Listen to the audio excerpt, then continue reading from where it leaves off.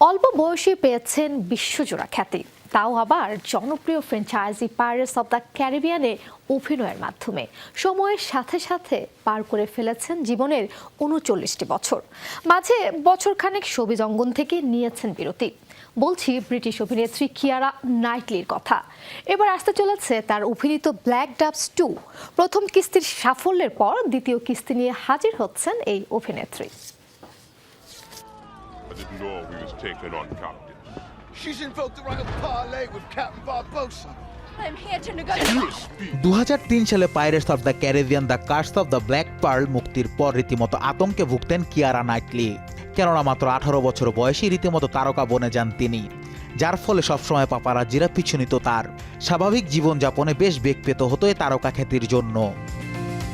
টিনেজে ওরকম খ্যাতি না পেলেই বরং ভালো হতো। ব্যক্তিগত গোপনীয়তা বলতে কিছুই ছিল না। আমার বয়স তখন 20ও হয়নি। এমনকি তারকা খ্যাতি কিভাবে মেইনটেইন করতে হয় তাও আমার জানা ছিল না। ফলে সে সময়টা ছিল রীতিমতো এক দুঃস্বপ্নের মতো। বাণিজ্যিকভাবে সাফল্য পাওয়া franchise Pirates of the Caribbean ছাড়াও Pride and Prejudice, Atonement, A Dangerous Method ও দ্য ইমিটেশন গেমের মতো সিনেমায় অভিনয় করে কুড়ান ব্যাপক প্রশংসা।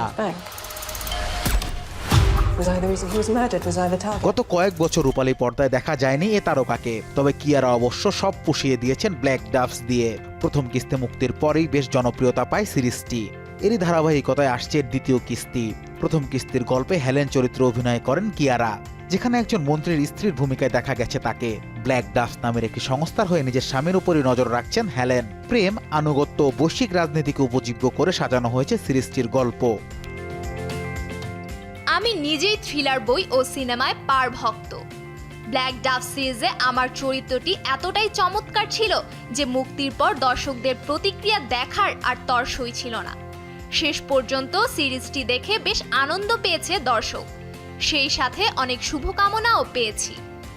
Hello, I'm Keira Knightley and I'm here shooting the December cover of Black ডাভসের প্রথম কিস্তি জনপ্রিয়তা পাওয়ার পাশাপাশি গোল্ডেন গ্লোবে ড্রামা সিরিজ বিভাগে সেরা অভিনেত্রীর মনোনয়নও পেয়েছেন কিয়ারা। ফলে বিরতির পর রাজস্বিক এক প্রত্যাবর্তন করলেন এই অভিনেত্রী। জানা গেছে খুব শীঘ্রই শুরু হবে দ্বিতীয় কিস্তির কাজ। Anas Imran, showbiz tonight.